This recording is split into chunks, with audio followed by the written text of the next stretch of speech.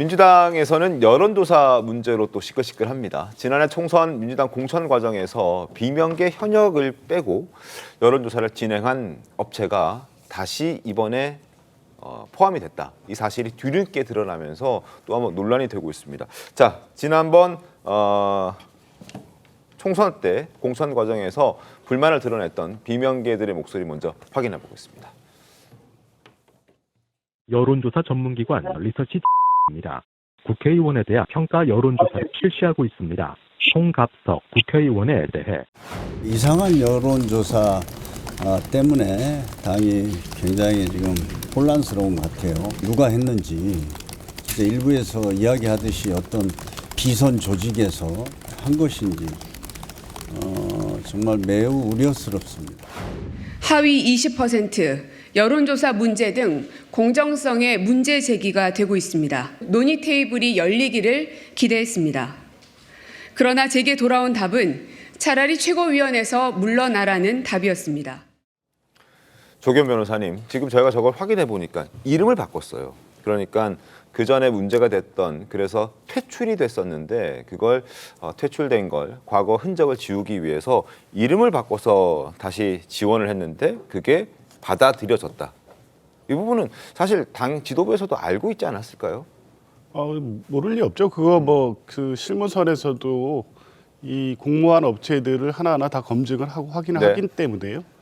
그거를 모르지는 않죠. 그런데 문제는 이제 저 당시에 저 논란이 있긴 했지만 실제 이 해당 업체는 그때 만들어져서 특정 목적의 조사를 사실상 사주받아 수행하고 이런 여론조사 기관이 아닙니다. 아주 오랫동안 당 관련 여론조사를 해온 여러 업체들 중에 하나고요. 공정성이나 그 내용에 대해서 사실 시비 걸린 적이 없습니다. 그리고 경선 여론조사 같은 경우에는 하나하나의 과정을 각 후보 참가인 측이 전부 다 입회해서 조사하고 봉인돼서 결과를 발표할 때까지 어느 부분에서도 그 내용에 어떤 공정성 시비가 안 생기도록 관리하고 있기 때문에 그런 정도의 수행하는 데 문제가 없다고 판단해서 이번에 선정이 된 거죠. 특정 이해관계가 관여돼 있거나 특정의 결과를 뽑아내기 위해서 특정 업체에 혜택을 주거나 그런 과정은 아닌 것으로 알고 있습니다. 그런데요, 김 대변인님, 만약에 지난 공천 과정에서 저 업체가 그렇게 문제가 되지 않았다면 일단 그 당시에 여론조사 수행하다가 자진하차하지 않았을 거고요. 그렇죠. 그리고 또 지금 이번에 다시 공모를 내면서 이름을 바꾼 채, 그것도 저희가 확인해 보니까 지난 3월이었다고 합니다. 네. 4월 이제 그러니까 대선 경선 국면이 열리기 한 달 전에 이름을 바꿔서 다시 등록하고 경선 여론조사를 수행하는 이런 일은 하지 않았을 것 같은데, 당당했다면. 네. 근데 왜 그랬을까요? 왜 상호명을 바꿔서 이렇게 다시? 그러니까 본인들 입장에서도 뭔가 이게 공개됐을 때 반발하는 어떤 목소리가 나올 거라 그런 생각을 하지 않았을까, 그런 생각을 하는데요. 국민의힘 입장에서 민주당 얘기해서 감나라 배나라 이렇게 얘기하는 좀 그렇지만, 민주당의 경선이 23년 만에 방식이 바뀌었잖아요. 국민 경선. 모든 사람들이 참여할 수 있는 거 아닙니까? 선거인단에 등록을 하면. 그게 바뀌어서 일방적으로 이재명 전 대표에게 유리하다, 이런 얘기를 많이 들었는데, 알고 보니까 여론조사 업체도 이렇게 보면 저번에 비명 행사의 그런 과정 속에서 하나의 역할을 했던 여론조사다, 그런 어떤 반발이 나오고 있는 형국 아닙니까? 그렇다면 하나의 날개가 꺾였는데 또 하나의 나머지 날개까지 꺾는 형국 아니냐. 그래서 박용진 전 의원이 이재명 대표 관련해 가지고 통합 행보 이후에 이재명 대표가 특정 유튜브에 나와서 그런 얘기하지 않았습니까? 폭력 집단과 암 거래하는 그런 집단과 어떻게 한 당에 있겠느냐. 그러면서 굉장히 좀 어떻게 보면 공격적인 언사를 했을 때 박용진 전 의원이 나만 바보된 느낌, 이런 얘기를 했습니다. 지금의 경선에 임하는 비명계 분들이 느끼는 감정이 그런 느낌 아닐까 싶습니다. 물론 민주당에서 조금 전에 입장을 내기는 했습니다. 지금 이 업체 5개 업체 가운데 하나로 추첨에 의해서 선정이 된 것이지 명칭을 바꿨기 때문에 우리가 그 명칭을 바꿈으로써 취사 선택해서 이 업체를 고른 것은 아니다, 이런 취지로 해명을 하기도 했고요.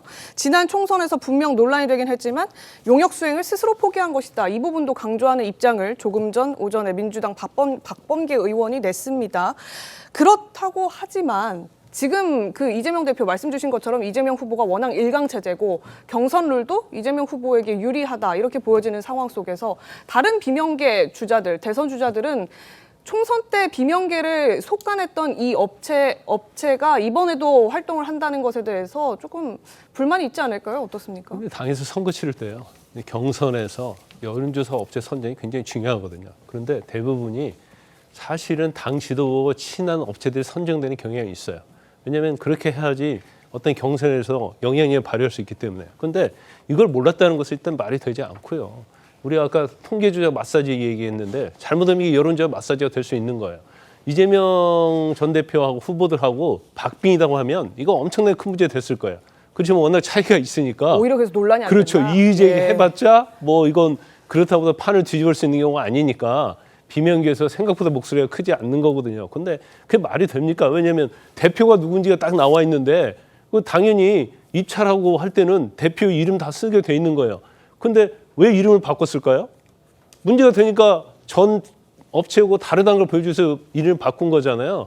그러면 결과적으로 그냥 우리가 상식적으로 보면 뭔가 커넥션이 있구나 이렇게 생각해 볼 수밖에 없는 그런 상황이다 볼 수밖에 없죠.